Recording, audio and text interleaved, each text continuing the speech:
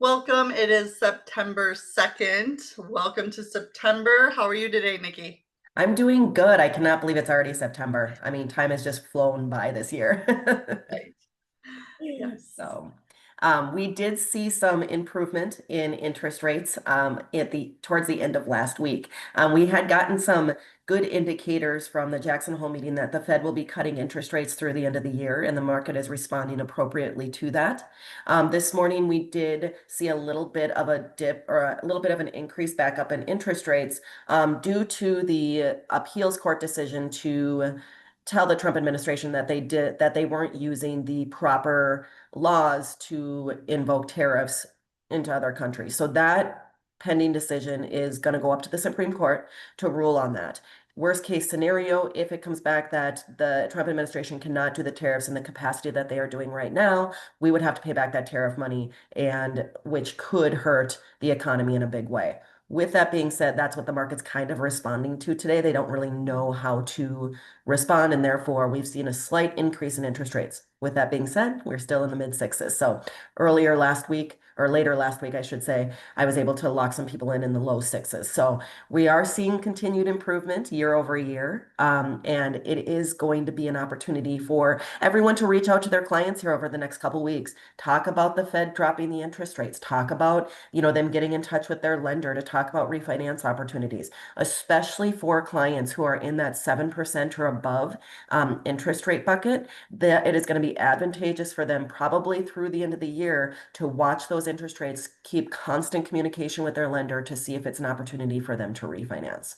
Um, with that being said, I want to kind of tie in home appreciation, building wealth through real estate by leveraging the equity in your property, your interest rate when you purchase the home, and also when is the right time to refinance and what is going to make sense for that client. So there's a lot of components that go into obviously homeownership and building wealth through homeownership. Case Shiller just came out with their numbers, their analysis of appreciation data. And they said, okay, in the past year, 3 years, and 5 years, on the national average, so not just particular to real estate markets where things are going good, not just necessarily real estate markets where things are going not so great, or real estate markets where things are going not good. They took a blend of all of those different real estate markets from the ones that were performing the best all the way to the ones that were performing the worst, and really came up with some statistical numbers from an appreciation standpoint. Average appreciation, and this is really interesting. So when you have a client who is on the fence about buying a home or they're renting right now, it's important that they understand the exponential growth of appreciation of a home in comparison to other investments. So when we use the word leverage, leverage is basically in this case the amount of money you have and what you decide to do with it to create more money. Okay, so leverage could be investing in stock markets.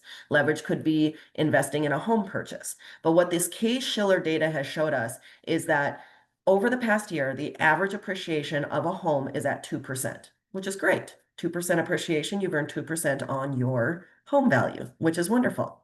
If we span that out over 3 years, that number goes from 2% to 7%. Now that's pretty good. I mean, if you think about over the last 3 years, you've shown 7% appreciation in your home's value. But if we go out to the 5 year mark, the appreciation on that home goes from 7% to 50.5%. So if you really think about purchasing a home in 2025, by 2030, you can expect that home appreciation to have gone up 50%. That's a huge jump and increase from year one all the way through year five. So this is why we see oftentimes in the real estate world, people start moving between 5 years and 7 years. The reason for that is number one, obviously life changes happen during that time. People are getting married, having babies, kids are going off to college, needs are changing, jobs are changing, things of that nature that tend to happen on a rolling 5 to 7 year mark. But also because at that 5 year point, that appreciation in that home in general has been significant enough to warrant a needed move, to warrant taking that equity out and putting it into something larger or, doing whatever they need to with their equity. So it's important that when you're talking to your home buyers and you can come up with A 5-year plan. This is why I use a 5-year plan in mortgage planning as well. The 5-year plan. What are we going to be doing in 5 years? What are some things that could come up? How can we plan for the appreciation in this home? And how can we plan to use it effectively to leverage it for future investments? And so it's really important to know that it's, hey, if you want to purchase a home, let's come up with a 5-year home for you. So that's going to make the most sense. In between that 5 years, does it make sense to refinance your mortgage? The answer is always maybe. It might. Usually, what I like to see when I talk to clients, when we talk about the cost of the refinance versus the potential savings in interest versus the, again, 5-year plan, what we like to see is at least a 1 to 1.5% interest rate drop in order for it to make sense to them. I do an analysis on the numbers. I say, okay, it's going to cost you $3,000 to refinance. This is how long it's going to take you to make up for that $3,000. And are you going to be in the home this long? Is really the very first set of questions that we need to have. So any clients that you have that have bought homes in the past year, 2 years, 3 years, 5 years, those are going to be great opportunities for you to get back in touch with those clients and say, hey, where's your interest rate? Have you talked to a lender? Have you ran the numbers? Do you need to move? Those types of things, so it gives you opportunity to re-engage in your clients, gives them bring value in that way, and know that those clients that are the 5-year plus, they probably have pretty significant equity in their homes where it could make sense for them to say, hey, I can go from a home that's $500,000 to a home that's $700,000, meet the needs of my family and not have to increase my payment. So a lot of that stuff can be talked about and a lot of that stuff can be analyzed and figured out as long as you're keeping in touch with your clients with that strategy. And that's why it is so important. Like right now, I'll be talking to all of my clients that I have helped purchase homes in the past 2 to 3 years and saying, okay, where are we at with your interest rate? What's the Fed doing to cut those interest rates? What's the target interest rate that we want to have before we will refinance your house? Things of that nature to kind of bring that value.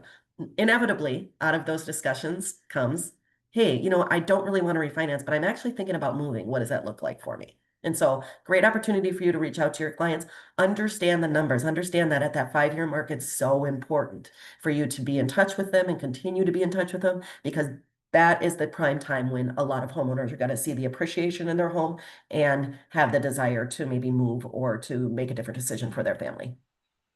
That's so timely. I actually just was on a call yesterday morning and this morning, and a woman over on the East Coast, she gets 17 to 30 deals the fourth quarter by just following up with Yep. her past clients. So she has 200, and each month she has something she does differently. And so it was amazing. And with you saying that, what came to mind were two things, and I'm sure I've touched on this before, and repetition is key. So you will hear me saying the same thing over and over because you'll always hear it differently or it might just hit differently.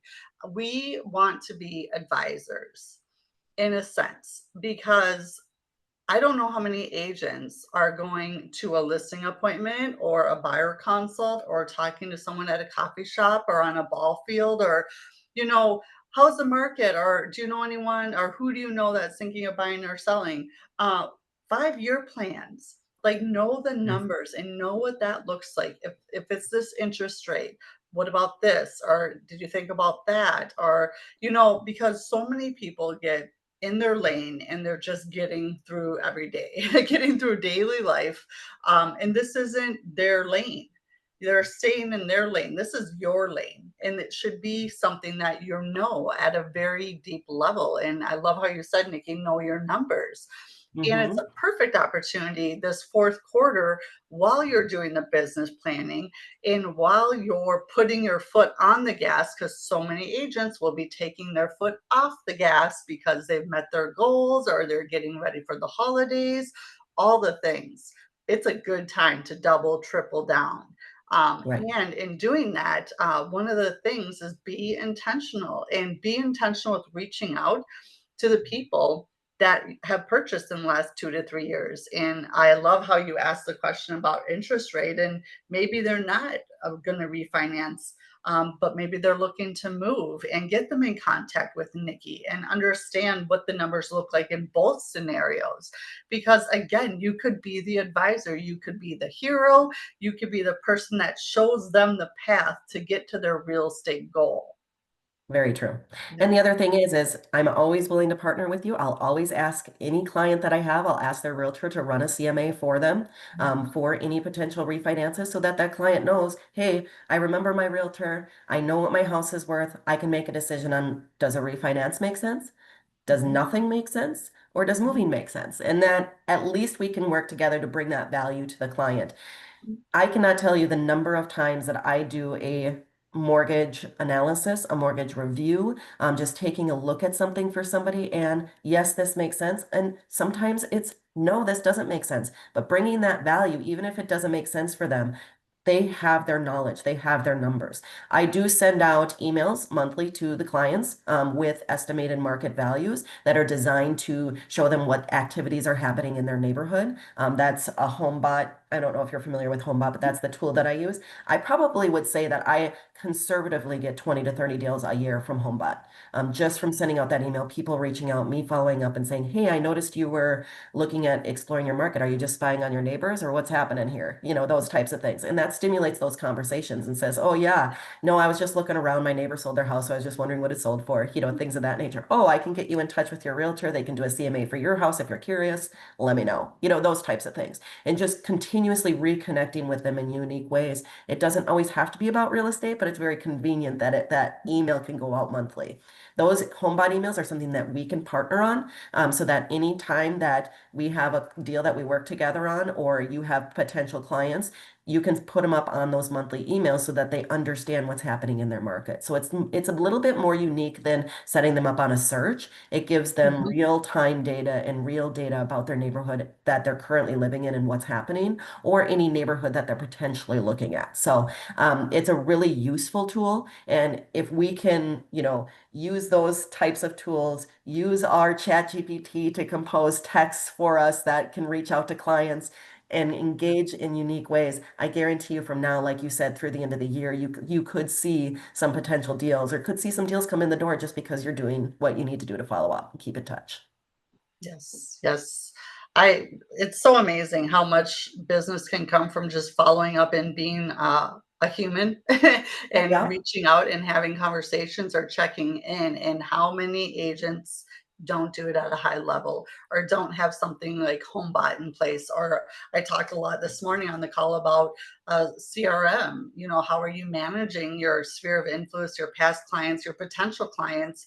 I said, I don't care if it's a $40,000 a month CRM or a $4 spreadsheet or a free tool. Just make it the tool that you're going to use and yeah, show up and work with and work through. And we overcomplicate it so yeah, often. I mean, that's amazing just by doing what you're doing, and you found something that works, so you double down on that. And yeah, again, people out there listening to this, you can partner with Nikki and have this tool in your toolbox. And it sounds like, yeah, it's coming from contribution.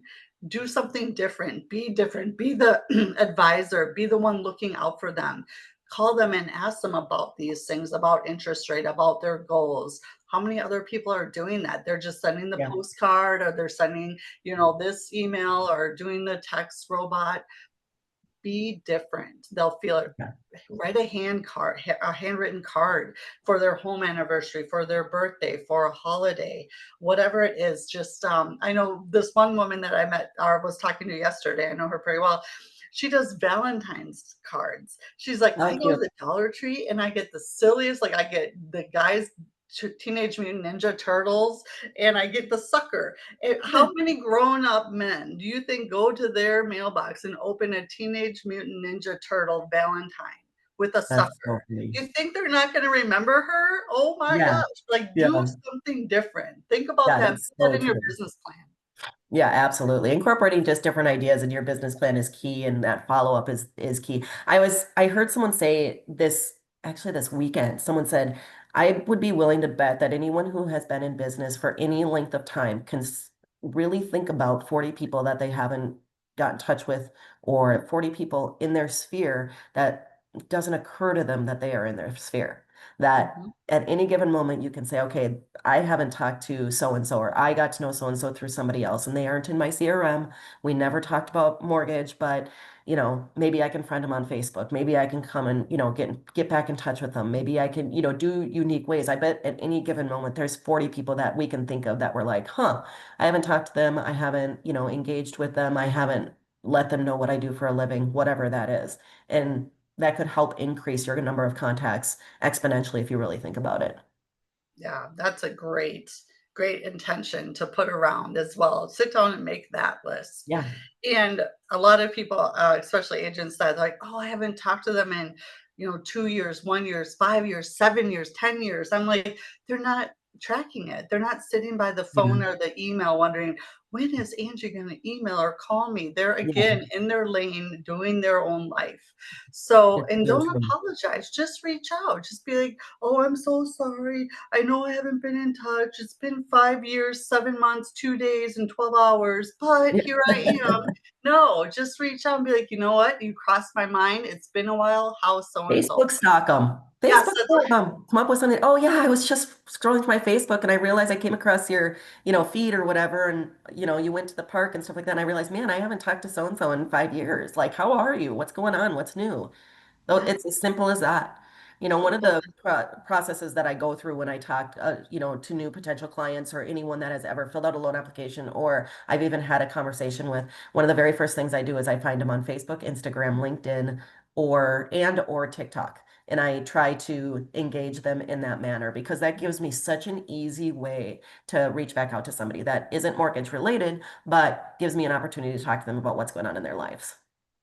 Perfect. Yeah. Love it. Yep. Know Wonderful. your Good. numbers. 5 years Oh, is, I love it. Yes. yes. Intention. Put Yeah, some intention absolutely. around it. What a great call today. Way to start off September. Yes. It's October, November, December. We're coming up to the fourth quarter. So start Yep. planning now. Put some intentionality around it. Get some things written down and don't overcomplicate it. It does not have to be complicated. We make it way more complicated than it needs to Yes, we be. do. Reach out to Nikki because she can talk to you about HomeBot, how you can partner with that, and be their advisor, be their trusted friend, give them come from contribution, and yeah, just go out there and serve. Yeah, absolutely. All right. Well, thanks, Nikki. So grateful for our time today together. And for anyone listening, follow, subscribe, like, comment, whichever platform you're on. We're here and happy to help in any way we can. All right. Bye, everyone. Bye.